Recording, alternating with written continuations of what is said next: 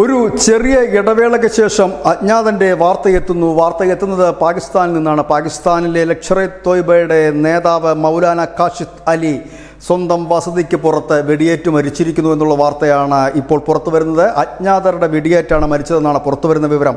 ഖൈബൂർ പഖ്തൂൺ മേഖലയിലെ സാബിയിലെ വിട്ടുപടിക്കൽ വെച്ച് മിഷൻ ഗണ്ണിൽ നിന്ന് വെടിയേറ്റാണ് മരിച്ചത് എന്നാണ് പുറത്തുവരുന്ന വിവരം. ഈ ലഷ്കർ ഇ തോയ്ബയുടെ രാഷ്ട്രീയ വിഭാഗം തലവനായിരുന്നു മൗലാന കാശിദ് അലി. ഏതായാലും ഒരു ചെറിയ ഇടവേളയ്ക്ക് ശേഷം വീണ്ടും പാകിസ്ഥാനിൽ അജ്ഞാതൻ്റെ വിളയാട്ടം ആരംഭിച്ചിരിക്കുന്നു എന്ന് തന്നെ നമുക്ക് പറയേണ്ടി വരും. കാരണം കുറേ നാളുകളായി അജ്ഞാതരുടെ കൊലപാതകങ്ങളൊന്നും തന്നെ കേൾക്കുന്നുണ്ടായിരുന്നില്ല.